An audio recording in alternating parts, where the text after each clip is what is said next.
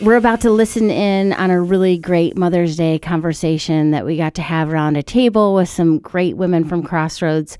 Just a little heads up, we are very aware that Mother's Day holds a lot of joy and also a lot of pain. And so we're going to enter some of those topics in a way that we're not going to dance around the issues. So we'll be talking, about miscarriage and the death of moms and some of the pain and disappointments that surround that. Okay, welcome to the locker room. Today we have a table full of unbelievably beautiful women as we head into Mother's Day this Sunday.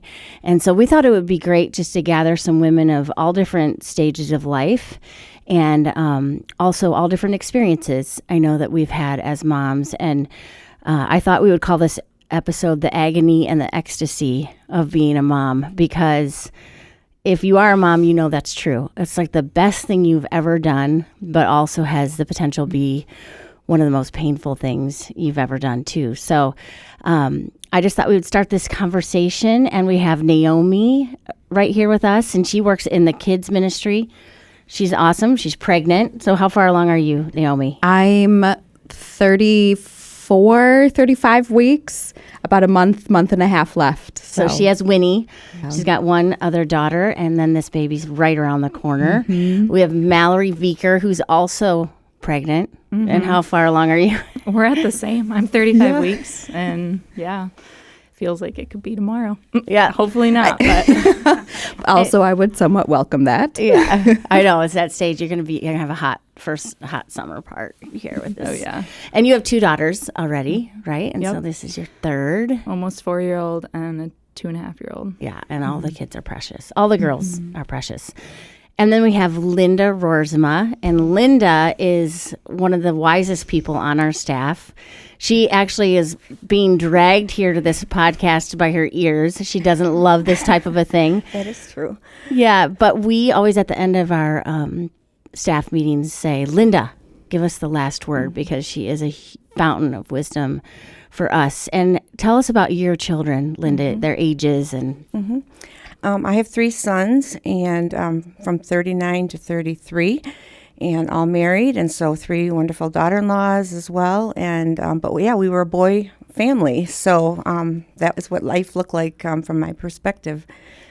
That's fun. That's fun. I know a lot of boy moms are like, this is awesome. It's fun and always active, right? And we probably find a little each other. crazy. We find each other. It's important that I find other moms and say, you can do this, because boy mom is different. Yeah, I agree. So, and you guys both know these 2 that we've already talked to know girl moms. So are you having a boy, Naomi? I am having a boy. Okay, so you're switching. And mine is you don't undetermined. Know. Well, yes, it's determined. You just don't know it's unknown. Yeah, fun surprises.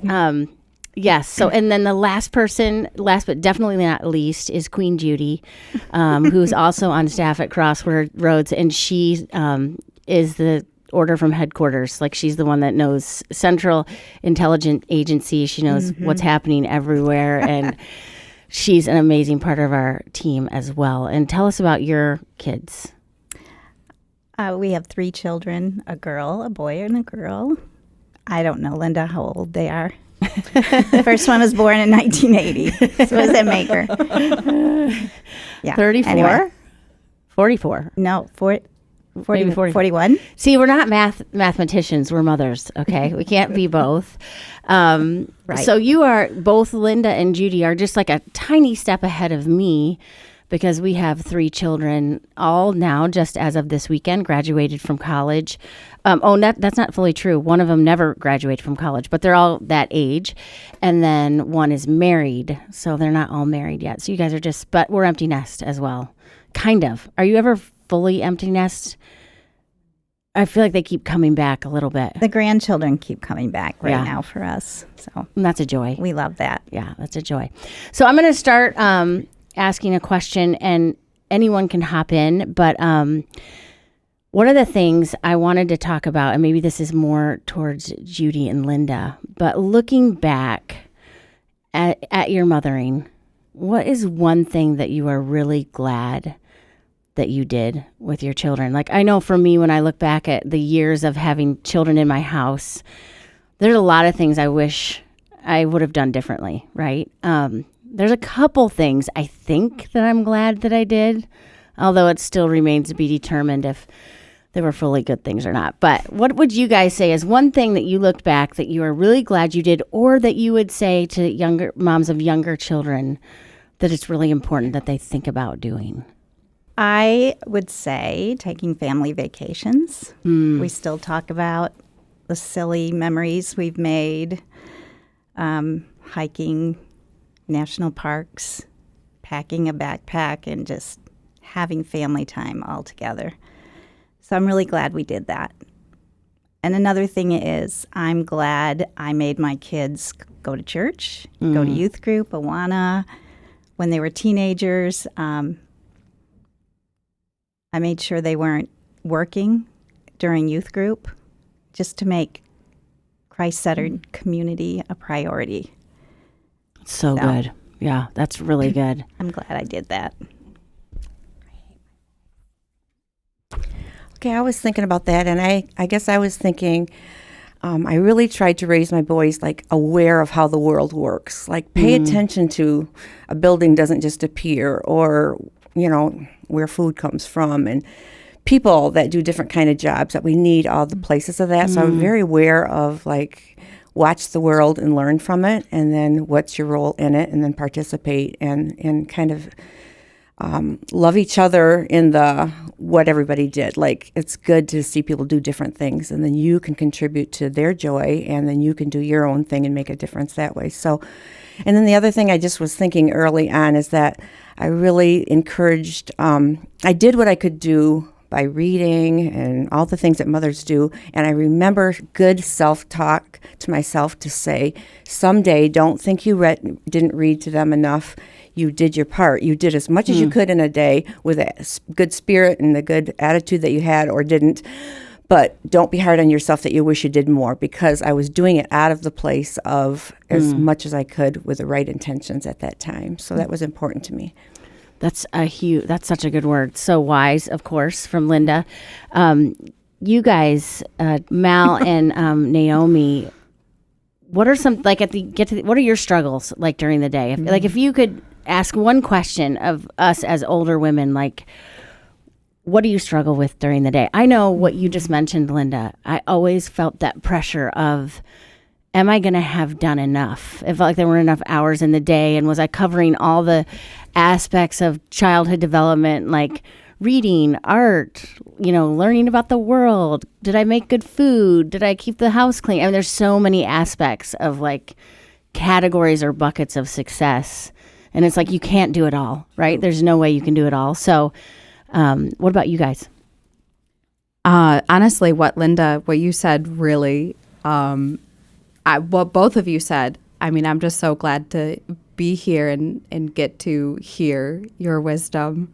But what you said about you did what you could during the day, because I feel that pressure. Like it can be so easy to feel like you're failing in so many areas. And I mean, who wants to walk around with that? I mean, so yeah, I think a struggle I have is maybe even comparing myself to other moms who look like they can do all of that, and the other thing. And, accepting like, this is my strength, or this is what I have. This is what God gave me. And just, accepting that and not thinking I'm ruining my child because I only read 2 books to her at night instead of the 5 she wanted, Yeah, that's huge. What Lynda said resonated with me too. I hope I can get to that spot where, as even a young mom, I'm looking back at my day and saying, that's all that I did everything that I could do.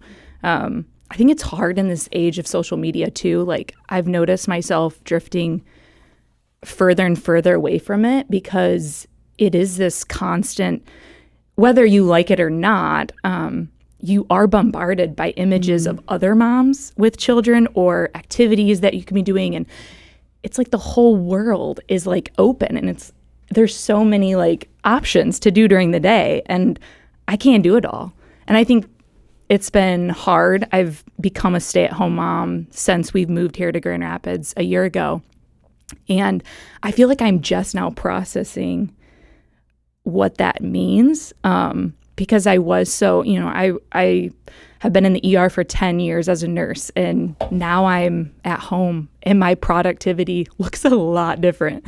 And it's just a lot of undoing, right? You do things and they mess it up. You clean them up after one meal, they get dirty the next. You're doing potty training and you're like washing out training undies every hour, it seems like. So it is hard because, Tryg will sometimes come home and he'll be like, how was your day? And sometimes I'm a little, to be honest, like depressed about what I accomplished. And so I need to go into, my next day or that night going, I did everything that I could do. My girls are happy. We played and we had fun. We made messes, and be okay with that. So I just agree, Naomi, with what you said, though. Comparison is like the worst. And even at my age still, I'm the oldest one here in the circle. But it's the enemy. It's the lies of the enemy that makes us look around and think we don't quite measure up. And I just think young moms especially, like, stick with it and do your own thing, be okay with being different, and just, really try to keep your eyes off from what other people are doing around you and feeling like that's your standard. Your standard is you and your style, your home, your husband, that's you. And then live out of that, and then it really becomes freeing and easier, so... Yeah, I feel bad for moms today because with the three of us, Judy, Lynda, and myself, we were mothering in a time where there wasn't social media. I mean, the worst thing we had was Pinterest. And I remember being like, that's a Pinterest mom, because they're obviously the snacks they were bringing into like the classroom were, completely crafted, took them hours to perfect. And, but we didn't have social media. And so we weren't always comparing. And I do feel like that is a huge struggle in today's society. So comparison is the thief of joy. And when you compare yourself to other people, you lose the sense of God's ordained moment for you in your home. My mom said to me once, and it was so helpful, God gave those children specifically to you. And he felt like you were the best mom for those souls. And if you look at how everyone else is parenting and try to adopt all their styles, then you're betraying the original intent of God wanted it to be your style. And God wanted you to have your strengths placed into their lives and into their hearts. And that doesn't mean we can't, as a community, learn from each other and grow. But when you're just trying to copy other people, God gave that person's children specifically to them to mother in a specific way. And so I took a lot of strength from that because I'm competitive just by nature. I don't know if any of you guys are, but it's hard for me to not look around and be like, am I doing okay? How, am I achieving? Am I performing correctly? Those are some of my weaknesses. So I think that's huge. And I think staying away from social media is really the key. Oh, yeah. Yeah. I mean, I love lunchtime because I feed the girls and then I put them to bed and then I eat in silence. And I used to scroll, honestly, and I've stopped because now I read a book, which is something for me. But it is because then you're like thinking about your morning and like, what did I do? And, these moms that are dressed to the T's too. It's all right. It's all to put on a facade, ultimately, like these people aren't looking like that. I mean, they might be every day, but like, do I need to look like that? No. I think it's a win if I get out of PJs, on a day we don't go anywhere. Totally. I want to ask another question for everyone here at the table, but maybe also for Judy and Lynda. Like, looking back, what is one thing that you wish you would have done differently? I'm thinking more of not just like, I wish I would have done laundry on Tuesdays as opposed to Thursdays. But if you could change one thing you did as a mother, or if you have any advice for the younger moms of younger children listening, what would you say? I'll start because I know what I would do differently, and give you guys a couple minutes to think about it. Looking back on raising my kids, I think one of my biggest failures was that I worried too much.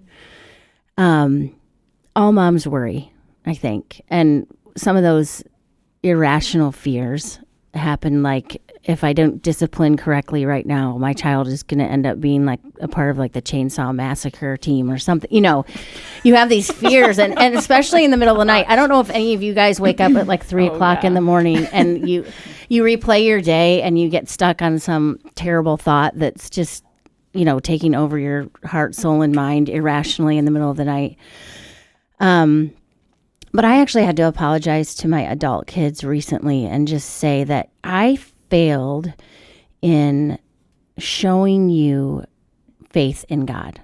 Because when I was constantly worried, and my kids knew it, they'd be like, "Sorry, I made you worry, Mom." Like they would say things like that to me. So I knew they knew I was worrying. I failed to show them like the anchor that God and Jesus in my life really was and could have been more. Does that make sense? Mm-hmm. I wish they would have seen someone who just had a rock solid faith who didn't worry.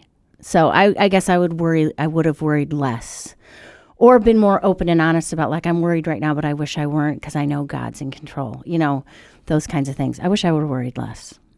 Anybody else have any true confessions? Mine is a little different, although I truly understand the fear thing, Libby. That is for sure. I parented at times out of fear. I know I did. I wish having 3 boys, I wish I saw them more different than they were. It took me a long time. I thought, you have one, it works. Like, just do it again for the next. And I didn't see the beauty of who each one was in the way that I see now. And it took a lot of years to like learn that. And I'm still probably trying to figure out how to bless each one in the right way and all that. But people would say it to me. I didn't see it. I just saw a house full of boys, and I operated out of that. And I wish I would have been able to affirm and guide them in maybe their bent a little bit better. So I have thoughts of that. That's so normal, I think. It's just like they're a gaggle, and what's good for the geese is good for the gander, and it's fine. But that's such a good word. For me, I wish I would have played more with my kids. I tend to lean towards being a Martha and not a Mary.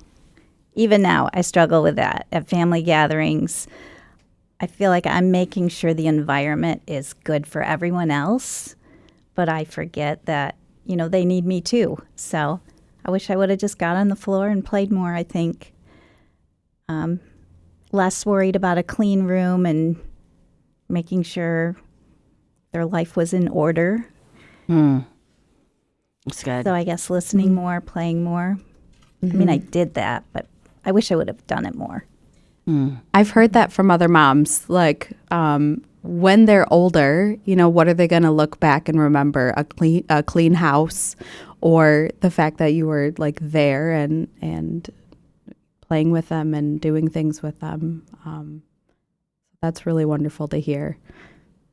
How do you guys make time, especially you younger moms, like how do you make time for your spiritual life? And obviously that's a bad question in general, because it's not like there's this compartment that says this is my spiritual life. But how do you fit time in to grow in your walk with Jesus? Address that a little bit, or maybe it's not a specific time, but how do you see that, Mal? Well, it's been a humbling experience becoming a mom and thinking, it'll just continue how it was, I guess, before. We look back when we didn't have kids and we're like, man, what did we do to waste time? Like, there was so much time that we probably just wasted. But yeah, it's been humbling. Don't worry, you'll waste time again. They'll be gone and you'll be like, we have so much time. But yeah, it's been humbling because I am, since becoming a mom, with the middle of the night wakings and feedings, and it starts like you're just like hanging on to adrenaline, right? And so like you're not really a morning person, and then you don't want to be a night person because you just want to go to bed. And so it felt like when am I going to, spend time with the Lord and actually read? Like it felt really difficult in the beginning. I think now more so, it's been, I feel like the Lord has spoke to me recently, where he's just like, just come and be with me. You don't have to have the dishes done. You don't have to have your bed made. The kids do not have to be quiet or down for sleep. So I've been just, sometimes I'll just pick it up at like 9 a.m. and they're just reading around me or playing. And I mean, sometimes it's not like a quiet time, right? It's just being present with the Lord. And then a friend actually just, I don't know if you, this book, Habits of the Household, I just started reading it, doing an audiobook actually while I'm doing the dishes.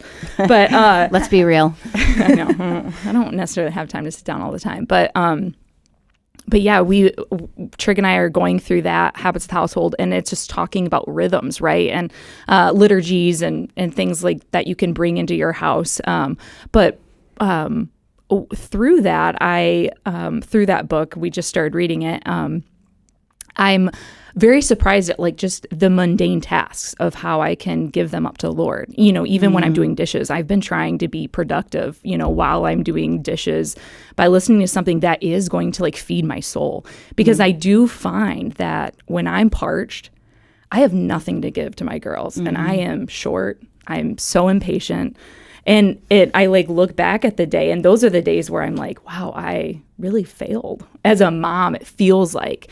But when I do start my day, or, in the beginning of my day or somewhere in my day where I am spending time with him, I feel definitely much like, I don't know, renewed and able to give more to my girls.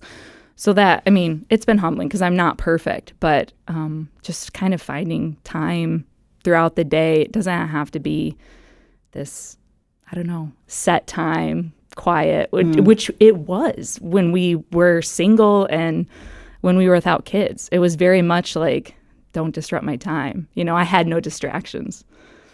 So. Yeah, and the unselfishness of just saying, like, my life is a massive distraction now, and so God be present, right? Naomi, what about you? Is there anything any advice you can give or creative ways that because we all know how busy it is and how impossible it feels to get a quiet moment. Yeah, definitely. So that's my time with God, unfortunately, and I'm sure everyone at this table can relate. That is one of the first things to go when I'm feeling busy or, whatever. I can be very task oriented at home, and, the dishes need to be washed. I've got laundry that needs to be put away, list off any other thing. And, but like you said, Mal, audiobooks or listening to like the Bible app, and just really trying to like listen to it and not just have it be another task. Like, can check that off. I had my time with God, because that's no time at all. But then also, I think just resting in God's presence and knowing that He is there with me, and maybe what quiet time I set out for, whatever that looked like, maybe it didn't look great. That God can use the people around me to speak to me in whatever I'm going through. Just resting that God is there. Whether or not I'm the most present. That's so good. Really, really good. And I know you, it's okay. Hopefully it's okay if we talk about this, but you, Naomi, just this time last year, we're going through a really, really hard season that I know a lot of moms can relate to. Yeah. Do you mind sharing a little bit about that? Yeah. Well, at this time last year, we were still celebrating finding out that we were pregnant with our second, that had felt like we had waited for so long for. And then it was middle of June, actually, when this baby is due. Last year, we found out that our baby had no heartbeat. And so I carried that baby for another 2 weeks before, the event. And so that was really hard. And in that time, I felt such strange peace that passes understanding, such closeness with God. And I thought that was it, and it has changed me, but I thought I'll just feel this forever, this weird calm and presence of God. And then the months went on, and I felt like I was in a desert, where is God? Everything changed. Yeah. And I really stopped even reaching out to God, even looking through his word and searching for him. And I backed off. And so I feel like just now in the past month or two, getting out of that drought. So even, that's still something I'm working through. Yeah, it's a painful season. Yeah. I know, Mal, you've also been through having miscarriages. Do you have anything you want to add? Or Yeah, I mean, it's a normal thing, yeah. right? I mean, I don't know about the other women around the table, but I know my mom had a few. And it's one of the hard parts about being a mom is getting to carry, a baby and then having God say, I'm going to bring that baby home before you get to have it, So, yeah. I mean, Naomi, gosh, you ministered to me during that time. It was this last fall. And it's an odd tragedy because it does bring you closer to women that are feeling the same, emotions that you're feeling, the grief and the sorrow and the anger too. Just the surprise of it all too. I think it kind of feels like a dirty trick. Yeah. You're pregnant. Oh, you're not. Right. A baby's coming. Oh, it's not. Yeah. I mean, we kind of told the girls right away. They were kind of in the bathroom with me when I was taking the test because I was not sleeping. That was my first symptom. And then, and they just happened to be in the bathroom too. When this can be graphic for someone, but when I started passing all these clots, and I, at the time we were, renovating our kitchen. And so Tryg was downstairs. I'm yelling for Tryg. He cannot hear me. And so it was just kind of a very just surprising and shocking event. And I'm I didn't expect my girls to be in the bathroom with me when this happened.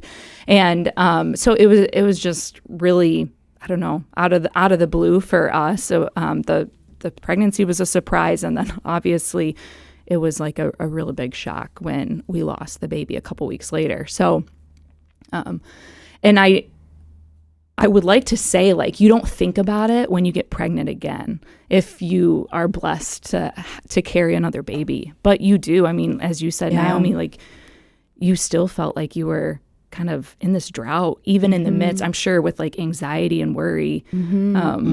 With every little milestone you're trying to hopefully get to, you do think about just wait, why am I feeling this? Or, or other people before you are walking, am I going to get there? Am I going to be able to see this ultrasound? So it's more nerve-wracking for the future. Yeah, it does. It steals the joy that a new life brings. Yeah. Similar to you, Winnie was there in the bathroom when I found out I was pregnant with our baby last summer.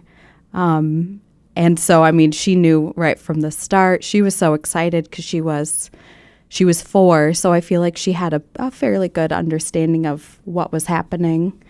And so we were super excited to share that with her. And so devastating devastating to have to tell her it's not going to happen. Mm-hmm. Yeah. Really, really painful. Thanks, you guys, for sharing. I know that a lot of us can relate to everything you were thinking and feeling and still are. God's in it with you, right? He's walking with you in it. And his, I love this quote. It's from a man named Jonathan Sacks, and he says, Christians believe that God saves you from your pain or rescues you out of pain. But Jewish people believe that it's enough that he's with us in our pain. And that's the kind of God that we have. And I do think sometimes as Christians, we just want to get out of those deserts. Like you talked about, still being in that drought. We just want to get out of it. But the true peace and the true joy is that when we're in it, he's there with us. And that's such a huge gift. For Lynda and Judy, switching gears just a little bit, what is the hardest part for you guys about being a mom right now? A mom of adult children. There's a whole other group of us that can relate to that. So what's the hardest part about parenting adult children? Well, I was thinking that you have 3 different families. So 3 different families mean 3 different couples do things very differently. So kind of trying to understand that, trying to bless their choices and decisions, and yet trying to make cooperation and, I value some family time. And so trying to make that happen with levels of busyness as well as personality differences and home differences. So, you have to take a little bit of a back seat to some things. I think it's important to do that. But it doesn't always mean, I always think I don't have expectations, and yet if there's always a little disappointment, it's like, oops, I must have had something that I had hoped would happen. And I think it's natural and okay, but just to really acknowledge that it doesn't always go what you would like it to go, and then to be okay with that, take a different road and be okay. I also try to really, the blessing side of the hard is I find good in almost everything, and it seems like along the way there are little treasures to see. Girls, love your sons. It's a beautiful thing. So I see different things in the homes that I'm just so proud of and thankful for. So I land on those things. My girls are really nice to me in ways that bless me with some things. So I turn it to that. I turn it to, instead of the disappointments and what I wish looked different sometime. Yeah, so now you have daughters. I do. Yeah, I do. It's different for me sometimes, but I'm trying really hard. And even with Mother's Day, we try to get together. I try to take them out and go get a breakfast or frappuccino or something, go to a couple little boutiques or something. I never have done that kind of thing. Yeah. So I'm trying to do that with them and enjoy that time together. That's so fun. Yeah, I bet they love it. I think so. I hope so. Yeah. Judy, what about you? What's the hardest thing about? I'm learning from Judy and Lynda all the time because I'm a new mother-in-law. I also have, my son is married just for a year, a little bit under a year. So I'm always like, mother-in-law, university, tell me what I need to do. Tell me what I not do. Like, don't get too involved. Like, these ladies are my go-to. So, Judy, what's the hardest part of being this stage of being a mom? That's a hard question. There's been seasons of hard, watching your kids make choices that you just know, like, don't align with what God wants. And they would agree with me if they heard this. So, because we're all human and we make choices sometimes we're not proud of. So for me, it's like watching them go through something I wouldn't want them to go through. But also it's been good because I learned to trust that I don't have control, that God does. I never had control, but I could trust in that unending love he has for them, and that he will keep pursuing them, and he's with them in it. I don't have to fix it. I just need to be with them, pray for them. So it feels like you're like on the sidelines, cheering them on, but not jumping into their business. That makes sense. Trying not to. And I have 2 daughters and 1 son, so I have a daughter-in-law, and our journey has been, at first I think it was just, I just wanted to be like close friend, mom to her, but she has her own mom. So just appreciating their relationships with in-laws and realizing I'm not that, and that's okay. I don't have to be someone I'm not. And it's a beautiful relationship, but it's just, I guess, it's been more difficult on me because I feel like I see areas I need to grow. So. Yeah, Does that make sense? Totally, and because I can relate to it, and I remember thinking, and no offense to the moms of young children, but I remember thinking how hard. Oh, this is so hard, like changing the diapers. And my mom actually shared this with me. She said, housekeeping and being a mom is like you are putting beads on a string, except you forgot to tie a knot on the other end. Like you're just constantly beating the same string with the same beads over and over again, and it's constant. And that has its own kind of a grind. But I remember thinking it was so hard then, and then thinking, oh, it's going to be so much easier when they're older, and I don't have to change diapers, and I don't have to potty train, and I don't have to buckle their shoes for them and zip up their jackets. All those little things that you do that are just pure acts of service give way to big, huge things that are less doable. And like you said, you don't have control. Like then there's like emotional, investment and disappointment and joy, and when they don't need you physically anymore, they need you so much more in bigger ways, and the choices have bigger consequences. And the worries and the fears can get bigger and bigger. So I don't want to discourage you guys. You're doing a great job, and it's hard where you are. But I remember even now I'm like, oh, I wish I were just changing a diaper, because that's very doable, and it has an end goal, and things get clean, and a fresh diaper gets on, and it's a complete package and project, and it's over, and it's done. And the real parenting at this stage is never done, right? It's never. And like you said, I feel like this is when our knees start to like wear out, because only God, I love what you just said, because we realize that the facade of control that we thought we had is completely gone, right? And you realize we never had control. Right. And that God was always in control. So that's such a good word. Such a good word. That's a good word. Yeah. Good word, Libby. Aw, thanks. Okay, so is there something that you wish someone would have told you as you began the mothering experience? Like looking back, is there something that you wish someone would have told you that would have been important or good to know?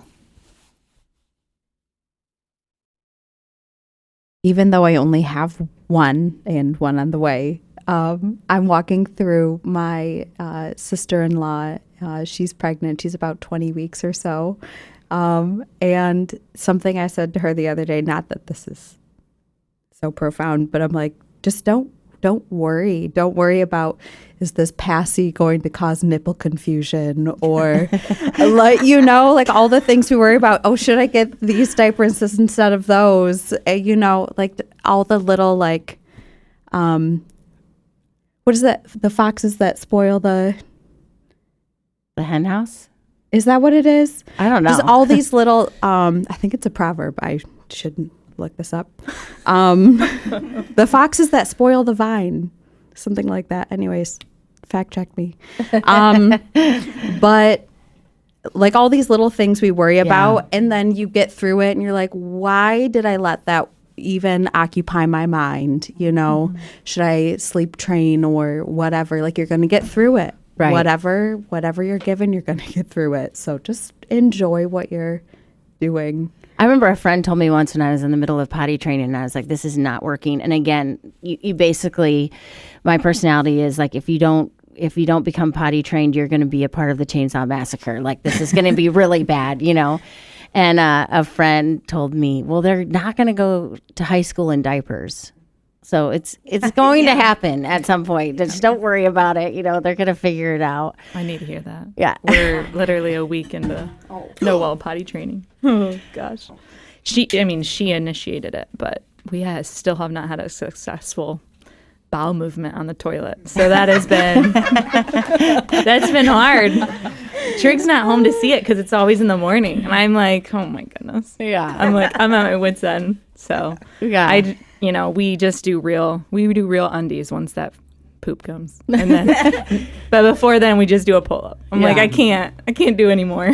The best advice I could give young moms is don't get a puppy. Oh gosh. Don't get a puppy. You have enough to think about. That was our biggest argument first year of marriage because my mom, had this litter of labs. Oh, and I'm a sucker for dogs, but I'm very thankful that we didn't get it then. And now I'm like, I can wait until they are self-sufficient and we're not, wiping butts and 10. Yeah. When they're 10. Yeah. That's a great time. So to dog. that's good. So my mom says this, shout out to my mom. She quotes this a lot, I'd say. It comes from Song of Songs, chapter 2, verse 15. Catch for us the foxes, the little foxes that ruin the vineyards, our vineyards that are in bloom. And then it goes on, my beloved is mine and I am his. He browses among the lilies. I won't read the rest of it, but... That's how you become a mom. But it's in there. So the foxes in the vine are maybe those little worries that just kind of come and steal the fruit of abiding. Yeah, it's good. Anyone, what is your biggest fear right now as a mom, and how are you handling that? Or what are you doing with that fear? So my biggest fear as a mom right now, as my kids are all entering this stage where they're finding spouses and they're all adults now. And so you enter a new stage as a mom of, you kind of alluded to this, Judy, already, of even in, gatherings right now, you want everyone to get along and you want everyone to love each other. And of course, air quotes, love each other, but you want it to actually be genuinely a fun time. You want to play games and have everyone laugh and have fun or do activities or have great conversations. You just really I think you want your children to just love each other so much. And so again, something we completely can't control. And then you bring in new people. By the way, I've got one amazing daughter-in-law who has just been a balm to our family. The presence that she's brought has been a huge gift. But you don't know who they're going to marry or who they're going to bring into the mix, right? And is that going to be good? And is everyone... I think as a mom, as your kids get older, you want to see your family stay intact and the family relationships be healthy and be something that people actually look forward to and enjoy, as opposed to having this obligation of we have to go to dinner at my family's house, So I think that's one of my... I wouldn't say it's a huge fear, but it's one of the things that I'm grappling with right now as I look ahead into the future. It's just one of the unknowns. And so, again, for me, that's just one of those things where I can just pray about. I can just give it to God. Of course, I can also come alongside and be like, oh, you should choose this kind of a person. But that is the huge struggle, like you already mentioned, Lynda, of when to keep your mouth quiet and when to speak into things. That's kind of where I'm right now, is just figuring out what's the best time to say things, when is the best time to be quiet and trust that the Holy Spirit's working. And that's hard. That's hard for my personality. I would agree. That's all I've got. Just kidding. Yes, I don't call it a fear, but maybe I'm not afraid of it. But I do so long for my kids to our children, the in-laws, just to love each other. They don't have to agree, but just love each other. So it hurts. So it's not really fear, but what could hurt my heart is when one comes to me and says, talks about the other, or they're not on peaceful terms. Because you just want that as a mom. You just want them to love each other. Yeah. I hear And that from my own mom. You do? Yeah. Yeah. Oh, sorry. You're not finished. No, that's okay. Yeah, and I don't think I understood that when I was at their stage in life. So I can't expect them to understand how that hurts a mom's heart. So then I have to give them space to figure it out and not control it, you know. Yeah. And not that it happens all the time, but if it does happen, it can be painful. So it's not really fear, but it's just kind of a hurt. Mm-hmm. But the majority of our time together is not like that. So hopefully our kids don't hear this podcast. But another thing is, it's not a fear, but it's the thing I probably pray about most is that my grandkids grow up to know Jesus. And I just really, really want our kids to train them in the ways of truth, you know, to follow the truth and not to be led astray by false teaching and, yeah, just things that are not of God. So that's not a fear, but That's a big one. I think that is my biggest one. I think it's the constant worry of, will they grow up loving the Lord? And, you know, I mean, gosh, it's, you have all, I mean, you know, Libby, you raise pastor kids, you know, and it's its own thing. It's its own thing. There's, you know, we're even thinking about schooling in the coming years and just even like the judgment that they might even have, like having that title and knowing who their, you know, parents are. And so I think even that, and I'm like, oh gosh, but give them a break. They're human too, and they're gonna sin and mess up. And but yeah, that is the biggest worry I would say now as they're young, because their sin is so blatant, and it's just it's evident in our hearts too. It's just, you know, they're mimicking us basically. We have a little bit more self-control sometimes, but they don't know how to deal with their emotions, and so I think it's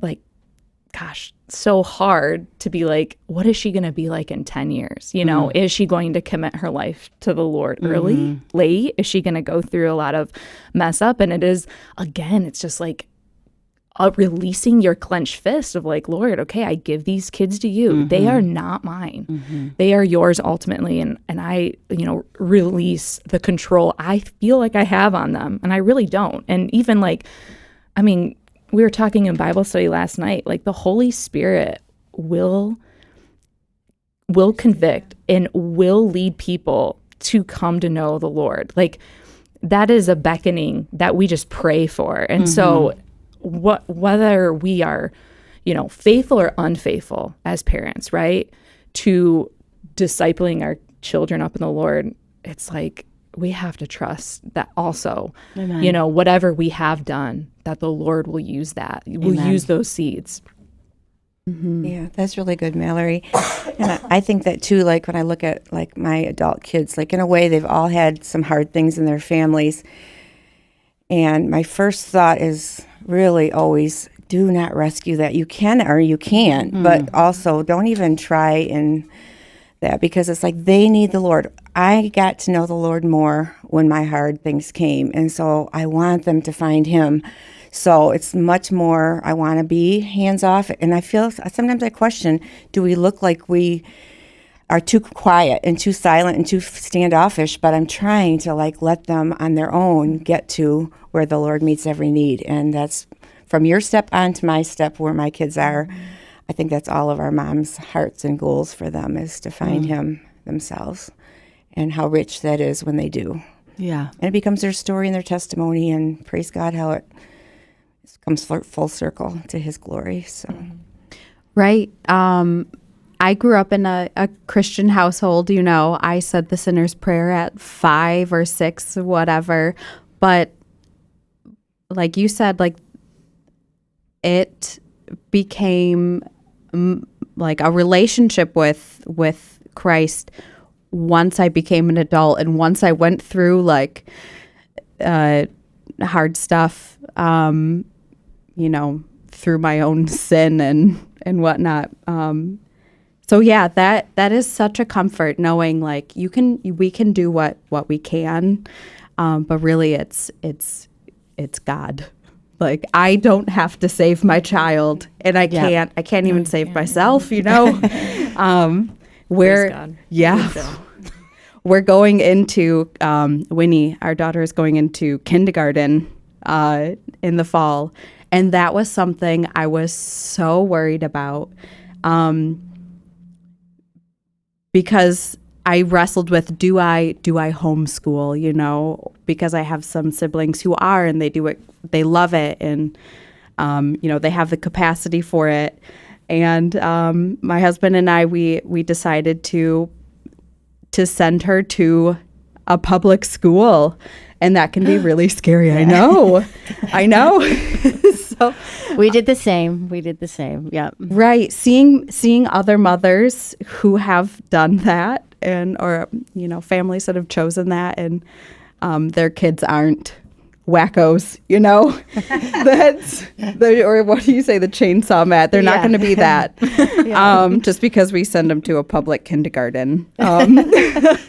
But yeah, that also is part of like the control that kind of, you know, grips you as a mom, like just to control every aspect to get the outcome that you hope for. That's part of I think the difficult part of being a mom is some people take very seriously the mantle of being a mom, which we should, and you want to be intentional about it. You want to be wise about it. But then all of your intentionality and wisdom and seeking the Lord and making the right decisions, it's hard. That's the first part of the equation, right? And then you think because you did all that the outcome should look a certain way, right? And so it's hard to, in your own walk, be accountable for your decisions that you've made regarding the children that God has given you and trying to do the right thing, but to be open-handed with the results. Like for me, that's the hard part, because I feel like, well, we did X, Y, and Z, so we should this adult should pop out on the other side, when God says, well, no, the doing of the X, Y, and Z was more about you looking up at me and my relationship with you, and now you have to trust that I love your kids more than you do, and that the result is going to be something that's up to me.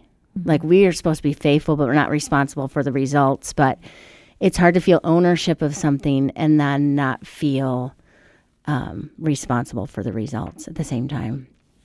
It's just like a weird mantle that we have to carry, right? Mm-hmm. They're just gifts to us, and we're supposed to love them and lead them in the way that we can, but ultimately they're His. So that's the agony and the ecstasy of what it means to be a mom. Okay, so last question, but what's one thing you're glad your mom did, looking back? I could also say, what's one thing you wish your mom hadn't done? But we won't answer that because it's Mother's Day. Right. So what's one thing that you are so glad that your mom did? Or one great memory you have of your mom? My mom is a awesome woman. She raised 9 children. Wow. And yeah, I'm number 6. So something I am the same life. We do. I'm one of 9 kids, and I am number 6. Wow. This is very strange. Very.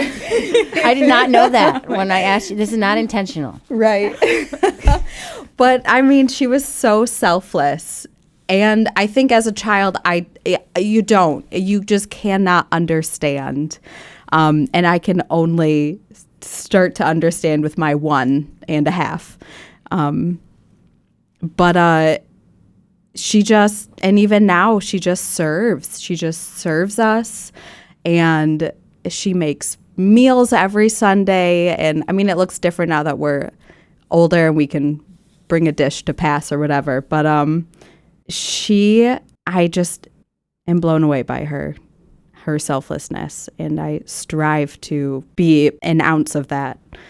But when I was a young adult and I was not living the way I should, you were wayward. I was Naomi wayward. was wayward. I was. But she she told me the truth. She's like, she pointed me to God. She's like, hey, you're not living, like, this is not right. So I really appreciate her speaking to me that plainly, even though I was 21 or whatever, you know, that really impacted me. And even though it was still a little ways after, that always resonated with me. And I knew, like, goodness, I got to change. You recognize the truth of it. Yeah. Yeah, it's good. So thank you, Mom. Yeah, my mom, I am 109 too. It's crazy. Sometimes I'm like, were they insane? Right. You know, as we're expecting our third, I'm like, oh my gosh, how in the world did they do it? Yeah, my mom, I mean, she was very selfless. But one of the things that she continues to parent me on is she is not afraid of getting in there and getting messy and playing with the kids. I think sometimes I'm like, oh, I'll make these muffins when they're napping because flour's going to be everywhere. They're going to drop 3 extra eggs, you know. But then we go, you know, visit my parents, and, you know, my dad is like letting them, you know, on the counter, you know, helping them on the counter with my mom cooking, and they have flour everywhere, and there's chocolate chips everywhere, all over their hands, and even just like games, like my mom, you know, gosh, they'll just get on the floor and they'll sit for an hour and they'll do different games, and they're just moving from one activity to the next. And I mean, they have 18 grandchildren. They're going to get 3 more this year. I don't know how they keep the names and birthdays straight, but wow. She's very activity focused, and which sometimes I'm like, man, I need to learn that, because that's what they want, right? They're craving play. They don't need to, you know, they don't need to watch me clean the windows for 3 hours. I mean, gosh, their hands are going to get them all peanut butter up in 2 more days. I'm like, why do I even care about my windows? Can I just, you know, give them the towel and see what they do with the Windex? So I don't know. It is very, like, it's fun to see my parents now in this stage of life. They don't have any children at home, and they welcome, you know, the mess, and they're like okay with it. I mean, part of it is like, I'm sure they're like, well, we can clean up at night, and then tomorrow it will be clean for the whole day. We'll give them back to you. But yeah, so I'm very thankful that my mom continues to do that. And like looking back, I'm like, I don't remember the messes when I was young. Well, they probably weren't messes to me then, you know. It was just like and she still cleaned. I mean, I think it was like her night routine was like, we would go to bed, and it was kind of her quiet time of just getting the house like reset. And I find myself doing that, you know, now more, where I'm like, I give up. You know, I kind of throw my hands up in the day, like, I will clean up these toys when they go to bed, you know. Smart. Because it's like, it's like constant undoing, like I said before. I feel like right now my house is a free-for-all because we're empty nesters, because it's so strange. I think this season will pass, but when you have kids and you have little kids, and even when you have high school kids, the activities are so intense that you know you have to reset. Like, you have to be ready for the next day, and you have to have your ducks in the row, because the next day is going to come fast and furious. And now that we don't have that, it is like up for grab. I mean, the bed's not made. There's dirty dishes in the sink. Like, I have no pressure, you know, like there's no little eyes watching you. And it's okay if we just do the dishes tomorrow, because we can, you know. So I think I don't know. This probably never happened to Judy and Lynda. And I'm thinking this season will pass. It's almost just like a reprieve, maybe a couple years of just allowing yourself to be a little bit messier than you were. It's like a college frat house now. We don't have any kids. It's like, not really though, because we just moved Kate and our son, and it's not that bad. It is worse when you're in college, but definitely it's gone off the ropes a little bit, but that's okay. I have the same thing. I'm telling myself I'm going to clean that storeroom when I retire. Good. Why would I do it now? Right. Good. Yeah. Something about my mom. there's so much, but the one thing, probably her steadfastness, her faith. I watched her serve, host missionaries, international students from the college down the street, called our house their home. I watched both my mom and dad, but my mom and dad had devotions every day, and we had end tables on our couch, and my mom's Bible would be there and her journal. And sometimes I would just read her journal, and I would read prayers for us. So, which made it really hard. My mom died of Parkinson's dementia. So she went from being this faithful, Dutch, clean servant, BSF leader for years, like hosted Bible clubs in the neighborhood. Friends have come back to me and said, your mom took me to church, your parents took me to church. That's how I became a Christian, because your parents were there. And just a really great, strong model to watching, her lose her mental capacity and become someone else. So, but yeah, that doesn't, what she died of never defined her. So, so I saw glimpses of that, but I also am so glad that that's all back now. She's healed. So Amen. I'm really grateful. I have an amazing mom, because I still have her. She's still here. Thanks, Judy. Yeah, I was thinking, actually, I was going to say, Mallory, what you were saying is I remember my mom being so kind to let me do the fun part of baking without caring that I was making a mess. It took more time to roll a pie crust out when I did it and things like that. But she let me, and it made me love things for life because of that. And as well, like, we would make cookies, and I didn't like peanuts, and she would make my own little batch, let me make my own little batch without. And I just felt like, even then, I felt like that was a rare thing in that day and age. Moms didn't want to bother with anything that wasn't just easy and routine, right? So, and then on the other side of that is my mom did teach me some wonderful spiritual truths at a really young age from her own past. And I saw her love people. We did pick up people for church that she had met at a bus stop or something like that. So some of the things that I have cared about today, too, I really think have started way back then. And again, that would have been unusual in my time age, in my parents' age group, I think, in church and all that. I don't know where my mom got it from, but she followed the Lord's leading, and I was able to pick up on that. So the good reference is that years later, it still makes a big difference in our lives, even though at the time we're not seeing it as anything ordinary, out of the ordinary or special. Today, it still impacts me a lot. So I reflect on that often. Yeah, and my mom, I would say similar to you guys. My dad was a pastor, and so he had a busy life, and my mom was always just content to be behind the scenes and just making sure our household ran smoothly. Same. We didn't have any holidays where we didn't have extra people, whether that was someone who had just become a widow that year or a missionary that was back in town. We always had extra people around our holiday tables, and she sang in the choir. She just wanted to do very regular, normal things, but she was such a faithful servant of the Lord. And I remember always at like about 10 a.m., she would get back on her made bed. Of course, it was made.